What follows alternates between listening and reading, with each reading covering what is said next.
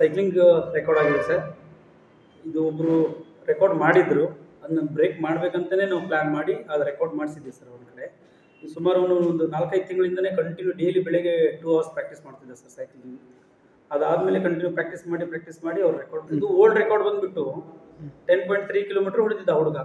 So 39 minutes 44 ಸೆಕೆಂಡ್ಸಲ್ಲಿ. So ನನ್ನ ಮಗ record break ಮಾಡಿದ್ದೇನೆಂದರೆ ಅವನು 11.2 ಕಿಲೋಮೀಟರ್ಸ್ ವಿದಿನ್ 39 ಮಿನಿಟ್ಸ್ 24 ಸೆಕೆಂಡ್ಸಲ್ಲಿ ಕ್ರಾಸ್ ಮಾಡಿದ್ದಾನೆ ಸರ್. ಈ ಏಜಲ್ಲಿ ಅವನ ಏಜಲ್ಲಿ ಮಕ್ಕಳು ಸೈಕಲ್ ಹೊಡೆಯೋದು ತುಂಬ ಕಷ್ಟ ಈ ಟೈಮಲ್ಲಿ. ಸೊ ಅದರಲ್ಲಿ non stop without support wheel 40 minutes ಅವ್ನು ಸೈಕ್ಲಿಂಗ್ ಮಾಡಿದ್ದಾನಂದರೆ ನಿಜವಾಗ್ಲೂ ತುಂಬ ಹೆಮ್ಮೆ ಅನಿಸ್ತದೆ ಸರ್. ನೆಕ್ಸ್ಟ್ ಪ್ಲಾನಿಂಗ್ ಇದೆ ಮಗನ? ಈಗ ನೆಕ್ಸ್ಟ್ ಅವನು ಇದೇ ತಿಂಗಳಲ್ಲಿ ಕೊನೆ ಎಂಡ್ ಮೂಮೆಂಟಲ್ಲಿ ಅವ್ನು ನ್ಯಾಷನಲ್ ಲೆವೆಲ್ ಸೆಲೆಕ್ಷನ್ ಆಗಿದ್ದಾನೆ ಸ್ಕೇಟಿಂಗಲ್ಲಿ. ಅಲ್ಲಿ ಒಂದು ರೆಕಾರ್ಡ್ ಮಾಡೋ ಪ್ಲಾನ್ ಇದೆ ಸರ್. ಸ್ಕೇಟಿಂಗಲ್ಲಿ ನ್ಯಾಷನಲ್ ನ್ಯಾಷನಲ್ ಲೆವೆಲ್ ಕಾಂಪಿಟೇಷನ್ ಇದೆ. ಸೊ ಬಿಲೋ 5 ಇಯರ್ಸ್ ಇವ್ನು ಆಡ್ತಾ ಇದ್ದಾನೆ, ಗೋವಾದಲ್ಲಿದೆ. ನಾವು ಪಾರ್ಟಿಸಿಪೇಟ್ ಮಾಡ್ತಾ ಇದ್ದೀವಿ. ಈ ಸೈಕ್ಲಿಂಗ್ನಲ್ಲಿ ಸರ್?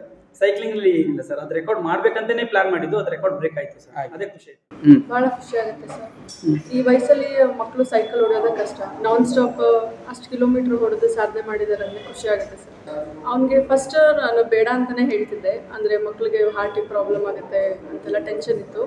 ಡಾಕ್ಟರ್ ಸಜೆಷನ್ ತೊಗೊಂಡ್ವಿ, ಅವ್ರೇನು ಪ್ರಾಬ್ಲಮ್ ಆಗಲ್ಲ, ಈ ರೀತಿ ಫುಡ್ಡೆಲ್ಲ ಕೊಡಿ ಅವ್ನಿಗೆ ಅಂತೆಲ್ಲ ಹೇಳಿದ್ರು. ಆ ರೀತಿ ಫುಡ್ಡೆಲ್ಲ ಕೊಟ್ವಿ. ನಮ್ಮ ಅತ್ತೆ, ನಮ್ಮ ನಾದಿನಿ ಎಲ್ಲ ಸಪೋರ್ಟ್ ಮಾಡಿದ್ರು. ಅವರು ಇದರಿಂದ ಭಾಳ ಖುಷಿ ಇದೆ ಸರ್.